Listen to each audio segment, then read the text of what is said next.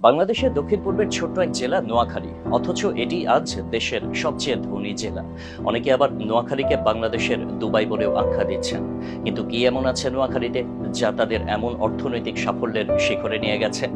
কি সেই শীর্ষ ধনী হওয়ার রহস্য? সেই গল্পই চলুন আজ জেনে আসা যাক। নোয়াখালীর অর্থনীতির সবচেয়ে বড় ভিত্তি হলো কৃষি। এ জেলার প্রায় ৮০% মানুষ প্রত্যক্ষ বা পরোক্ষভাবে কৃষির সঙ্গে যুক্ত। নিচু জমি আর নদী বিধৌত এই অঞ্চলে শাকসবজি ও ধান চাষের পাশাপাশি মাছ ধরাও বিরাট একটি খাত। চরের বিস্তীর্ণ এলাকাগুলোতে শীতকালে ফসল ও শাকসবজি চাষ হয়, যা শুধু নোয়াখালী নয়, দেশের বিভিন্ন অঞ্চলেও সরবরাহ করা হয়। আর মৎস্য খাত, তা তো রীতিমতো এই জেলার লাইফলাইন। নদী আর সাগরের মাঝে বসবাস করা মানুষগুলো মাছ ধরার কাজে এতটাই দক্ষ যে এই খাতটি স্থানীয় অর্থনীতিতে বড় ভূমিকা রাখে।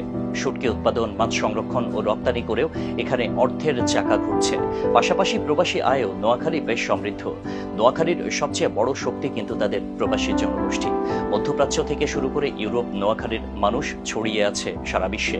প্রবাসে কঠোর পরিশ্রম করে তারা যে রেমিটেন্স পাঠাচ্ছে তা শুধু নোয়াখালীর নয়, গোটা বাংলাদেশের অর্থনীতিকেও শক্তিশালী করছে। নোয়াখালীর মানুষের বড় একটি গুণ হলো তারা খুব দ্রুত প্রবাসে যাওয়ার জন্য প্রয়োজনীয় অর্থ জোগাড় করতে পারে।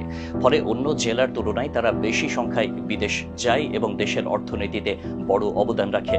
নোয়াখালীর মাটি যেমন উর্বর, তেমনি শিল্প ও ব্যবসার দিক থেকে এখানকার মানুষের রয়েছে আধিপত্য। এই জেলার অনেক মানুষই দেশ জুড়ে বড় শিল্পপতি হিসেবে প্রতিষ্ঠিত ও পরিচিত। পার্টেক্স গ্রুপের চেয়ারম্যান এম.এ. হাশেম, বেঙ্গল গ্রুপের মোর্শেদ আলম, গ্লোব গ্রুপের হারুনুর রশিদের মতো উদ্যোক্তারা শুধু দেশের অর্থনীতিতেই নয়, নোয়াখালীর নামও উজ্জ্বল করেছেন। তারা ব্যবসা বাণিজ্য আর শিল্প স্থাপনার মাধ্যমে হাজারো মানুষের কর্মসংস্থান তৈরি করেছেন। বর্তমানে এই জেলাকে ঘিরে রয়েছে পরিকল্পিত উন্নয়নের হাতছানি। নোয়াখালীতে এখন জমির দাম বাড়ছে রকেট গতিতে। উন্নয়নের পরিকল্পনা যদি সঠিকভাবে বাস্তবায়ন করা যায়, তবে এখানকার জমি, কৃষি, পর্যটন সবকিছুই আরো বড় আকারে লাভবান হতে পারে। বিশেষ করে নিঝুম দ্বীপের মতো জায়গাগুলোতে ইকো ট্যুরিজমের ব্যবস্থা করলে তা দেশি বিদেশি পর্যটকদের জন্য অন্যতম আকর্ষণ হয়ে উঠবে।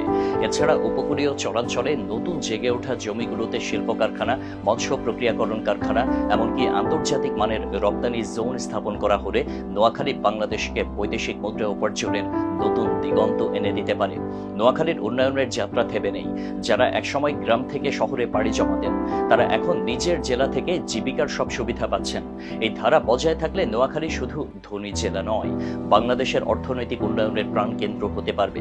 নোয়াখালীকে যদি সঠিকভাবে গড়ে তোলা যায়, তবে এটি হবে দেশের অর্থনৈতিক উন্নয়নের রোল মডেল। আর কে জানে, হয়তো খুব শিগগিরই নোয়াখালী বিভাগ নামে নতুন একটি প্রশাসনিক অঞ্চলও স্বীকৃতি পাবে।